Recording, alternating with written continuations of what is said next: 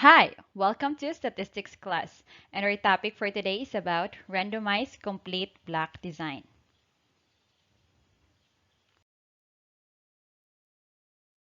Before we proceed, let's recall the CRD, or completely randomized design, or previous topics. So experimental units are relatively homogeneous. In other words, there is an effective local control. So the only thing that differs is your treatments. And then experiments will use very few replicates. And treatments are assigned to experimental units at random. And this usually used in laboratories.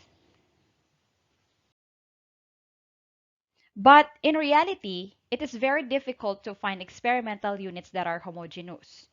And experimental units are markedly heterogeneous with respect to some criteria of classification. And then there's differences among experimental units are major sources of experimental error. For example, the size of a plant. So there's already differences among experimental units.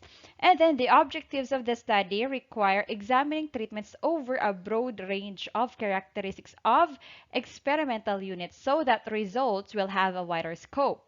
And then, in reality, experimental materials must be grouped for administrative or implementation purposes.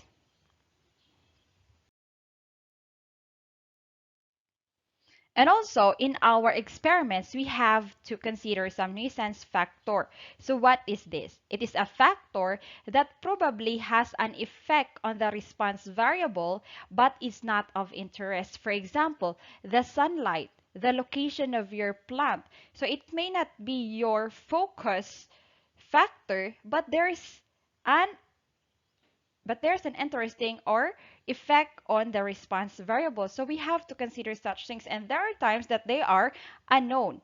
And there are some that are known, factors that affect the random variable aside from your treatments. And these are considered as the nuisance factor that we have to consider when we are doing an experiment. And so that's why in an experiment they have this blocking method because it is one of the mode of local control. And today we will be tackling about the randomized complete block designs because it uses blocking as a way of local control or minimizing experimental error. And there are also some design structure such as Latin square design and then incomplete block designs. And then some are using sophisticated analysis or using another or other statistical techniques or covariance of analysis. But today, we will talk about the randomized complete block design, which use blocking as a mode of local control. So what is this RCBD or randomized complete block design? So it assumes a single gradient running across experimental units. When I say single gradient, so gradient from the word grade, it describes the incline, slope, or degree of increase in some measures, such as temperature, because we know that temperature decreases as altitude increases, and then pressure or even color that develops as one moves in time. So position or along some scale. So for example, in the troposphere, the temperature generally decreases with altitude. So we have to consider some gradients. And RCBD, it assumes this single gradient that is running across experimental units. That's why in all these gradients, these differences, they are grouped into R blocks. So experimental units may be grouped into R blocks in RCBD. So this is the variability among blocks is taken out of the experimental error, thereby improving the precision of the experiments. As we know, even in CRD, we need to have an homogeneous experimental units. So if they are grouped in one block, then as much as possible, we are controlling or making our experimental units homogeneous from each other. And then these blocks is a groups of experimental units that are more or less homogeneous. And so this is the RCBD. It assumes single gradient and then group into our blocks and then the variability among blocks is taken out. And so precision is increased. So how do we implement this? So to compare treatments, we need to, number one, group T homogeneous experimental units together in one block. So when you see this T, this is the number of treatments. So in each block, there must be a complete set of your treatments. So there is a presence of all your treatments in each block. So, this gives one complete set of experimental units for T treatments. And then you have to prepare R, or this should be replication must be greater than 1. So, R is the number of blocks, so that one block represents one complete replication of your T treatments. And then, it assigned the treatments completely at random to the experimental units within a block. So, your randomization process takes place in each block. Unlike with the CRD, the randomization takes place in all of your experimental units. However, in RCBD, in each block. So you have the randomization process uh, is done in each block. So for example, this gradient.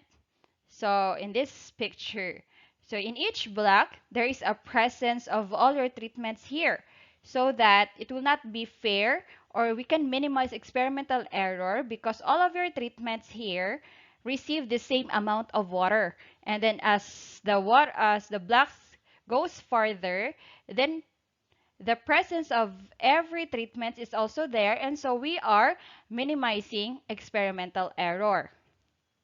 So this is an example of RCBD. And then we have some considerations in blocking.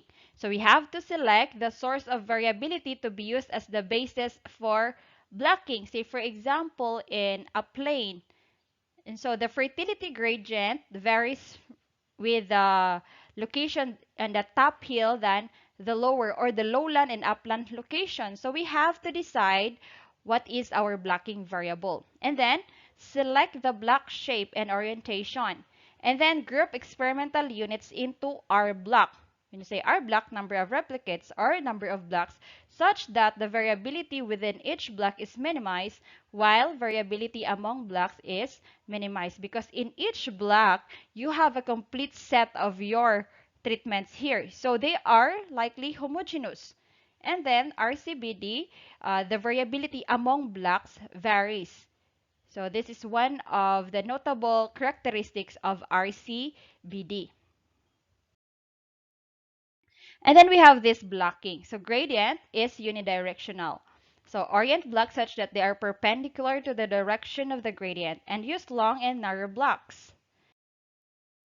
So for example here, we have this fertility gradient. So since the fertility level varies from the upper part, so they use this as a blocking variable. And if you can see here in the illustration, we can see the complete set of your treatments. You have example three treatments. So there's the presence in each block. There's a presence of each treatments. And then in the second block, there's also treatment 1, treatment 2, treatment 1, and treatment 3. And then on the lower part, there's also a complete set of your treatments. Unlike with the CRD, that the randomization takes place in every experimental unit. It is mixed. However, in RCBD, you are doing it in each block. And then blocking, the gradient occurs in two directions, equally strong and perpendicular to each other. Use blocks that are as square as possible.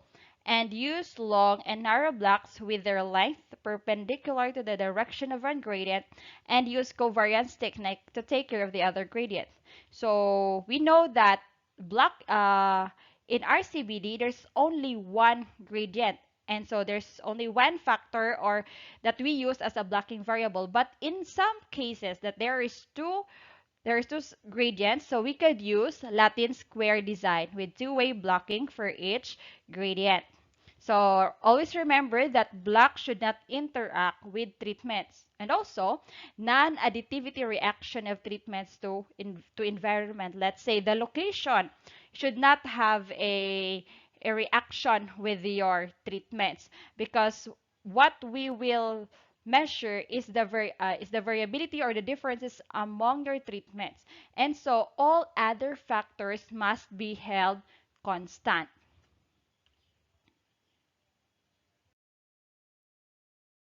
So for example, here we have the water moisture gradient over here in this direction, and then the fertility gradient. So we could use the Latin square design. But in some cases, that gradient occurs in two directions with one gradient much stronger than the other. And then we can ignore the weaker gradient and follow the case of the unidirectional gradient. But we should consider if there is an additivity effects on your treatments. Just be sure that those gradients will not affect your dependent variable or your experimental unit. And then there's a pattern of variability is not predictable. Black should be as square as possible. And so now we will proceed to the randomization and layout. Suppose we need to compare four treatments using three replicates. So in other words, we have four treatments with three blocks or three replications. And then our total number of experimental units is T times R. So you have 12, or 4 times 3 is equals 12 experimental units. So group the experimental units into R is equals 3 blocks. So you have 3 blocks, and then divide the area into R blocks and divide each block into T is equal 4 experimental units. It is because we have 4 treatments. And then for each block, allocate the treatments to the experimental units at random. So we will do randomization process in each block. Okay, so for example, assignment should be independent of the other blocks as follows. The first step is to label the experimental units from 1 to treatments to T, or the number of your treatments. Let's say you have 4. In our example, we have 4 treatments. So in each block, so this is block 1 or replication 1, we have this experimental unit. This is 1, 2, 3, 4. And then we will do the same on our block 2 or in our replication 2. We have 1, 2, 3, 4 for treatments. And then block 3 or replication 3, we have 1, 2, 3, 4 experimental units. And then generate R is equals 3 sets of random numbers and rank the numbers in a set. For example, in our block 1, we have to generate the random numbers, either the random table or we can use the calculator. So let's say in our example, I have generated random numbers 0.368 and then 0.209, 0.618, 0.509. So I will rank these random numbers. Either we can use ascending or descending. So if you use ascending order in block 1, then you should do the same in block 2 and block 3. So it must be consistent. So in our case, in a block 1, so the rank 1 is 0.618. So I'm going to rank this. And then the next rank here is 0.509. And then the third rank is 0.368. And then the fourth rank is 0.2009. And then I will do the same on the second replication or on the second block. So I have here the rank 1 is 0.989. And then the rank 2 is 0.367. And then the rank 3 is 0.117. And then the rank 4 is 0.020. And then I will do the same in replication 3 or in block 3. And then after that, I'm going to put the treatments. How am I going to assign the treatment? So in rank 1, I will assign the treatment 1. And then in rank 2, I will assign the treatment 2. And then in rank 3, I will assign the treatment 3. And then in rank 4, I will assign the treatment 4. So I will do the same on the second block or the second replication, and then the third replication, the same process. So now we will have our final layout. So if you're going to present in your studies or in your research, then it must look like this. So block 1 or replication 1, you have to assign treatment 3 in this experimental units, and then treatment 4 in here, and then treatment 1, and treatment 2. And then treatment 4, treatment 2, treatment 3, treatment 1. So our experimental layout varies depending on your random number. So in other words, there should be a unique experimental layout. So here is our final randomized complete block design experimental layout. Before we end, we'll have this reflection found in Colossians 3 verse 12. And so, as those who have been chosen of God, holy and beloved, put on a heart of compassion, kindness, humility, gentleness, and patience. So even in life, there are two groups, there are two blocks of people, those that are chosen by God and those that are not. And the chosen of God, they are homogeneous from each other, and they have these characteristics. The heart, they have compassionate heart. They are kind, you humble, gentle, and patient. So I hope that all of us will belong in this block, the chosen of God, with these homogeneous characteristics such as compassionate, kind, humble, gentle, and patient. So thank you so much for learning with me. See you on our next topic. God bless.